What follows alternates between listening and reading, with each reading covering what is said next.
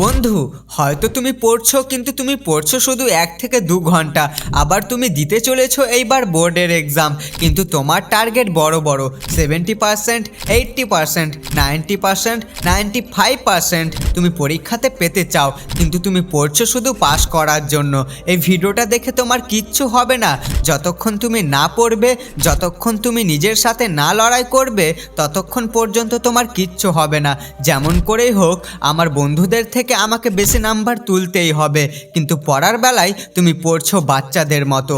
আর তুমি যদি মনে করো যে স্কুলে আর টিউশনে পড়লেই সব কিছু হয়ে যাবে, এটা তোমার সব থেকে বড় ভুল। কারণ সেখানে তোমাকে পড়ানো হয়, তোমাকে বোঝানো হয় এবং প্রশ্ন সলভ করতে শেখায় এবং সিলেবাস কমপ্লিট করায়। যদি এই সব করে সব কিছু হয়ে যেত তাহলে পরীক্ষায় কেউ আর ফেল করতো না, কারণ নাম্বার কম আসতো না। কারণ স্কুলে এবং টিউশনে প্রায় সবাই যায়, আবার স্যারের প্রত্যেকটা টপিক এবং প্রত্যেকটা প্রশ্নগুলোকে তারা খাতায় নোটও করে। তারপরেও কেউ পরীক্ষাতে ফেল করে, আবার কেউ পাস করে এবং কেউ কম নাম্বার পায় আর কেউ টপার হয়। এখন প্রশ্ন হলো, সবাই স্কুলে এবং টিউশনে যাওয়ার পরেও কেন সবার এত পার্থক্য? কারণ হলো সেলফ স্টাডি। এই সেলফ স্টাডির কারণে এত পার্থক্য। কিন্তু তোমাদের মধ্যে অনেকজন এখন বলবে আমি তো সেলফ স্টাডি করি কিন্তু মনে থাকে না। অভ্যাস, এই জিনিসটা যদি তোমার মধ্যে থাকে তাহলে মনে রেখো এই অভ্যাস এমন একটি জিনিস, যারা স্মার্ট তাদেরকেও পিছনে ফেলে এই অভ্যাস তোমাকে এগিয়ে নিয়ে যেতে পারে।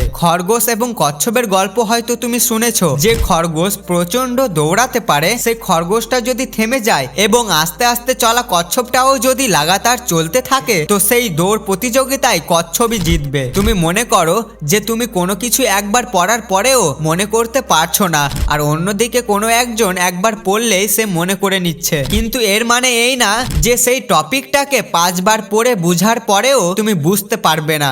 তুমি অবশ্যই বুঝতে পারবে, কিন্তু না, আমরা একবার সেই টপিকটাকে বুঝতে না পারলে দ্বিতীয়বার আর পড়তেই চাই না। কিন্তু তুমি আশা করো বেশি বেশি নাম্বার পাওয়ার। এটা কি মোটিভেশন? না, এটা বাস্তব। দেখো, স্কুলে টিউশনে পড়ছো সেটা ঠিক আছে, কিন্তু যতক্ষণ না সেটাকে নিজের ভাষায় না বুঝতে পারবে এবং যতক্ষণ বাড়িতে না পড়বে এবং বারবার তুমি যদি রিপিট না করো, তাহলে এবার তুমি বলো কেমন করে তোমার মনে থাকবে, কেমন করে সেটা তোমার মনে আসবে, কেমন করে তোমার জ্ঞান বৃদ্ধি পাবে এবং পরীক্ষায় লিখবে কেমন করে। আর এইসব বাড়িতে মন দিয়ে পড়াশোনা করার পর হয়, সেলফ স্টাডি করার পর হয়। কিন্তু না, আমরা একেবারে সেলফ স্টাডি করব না এবং আমরা সেলফ স্টাডি করতেও চাই না। আমরা শুধু স্কুলে টিউশনে পড়ে আমরা আমাদের টার্গেট অর্জন করতে চাই। এবং এইবার যারা বোর্ডের পরীক্ষা দিতে চলেছো তারা মন দিয়ে শোনো। হয়তো প্রায় অনেকেরই এখন স্কুল বন্ধ হয়ে গিয়েছে, এখন তুমি বাড়িতেই আছো, তাই বলবো নিজের সেলফ স্টাডির দিকে মনোযোগ দাও এবং নিজের পড়াশোনার দিকে ফোকাস দাও। পরীক্ষার সময় এই সব জিনিসগুলোই কাজে আসবে।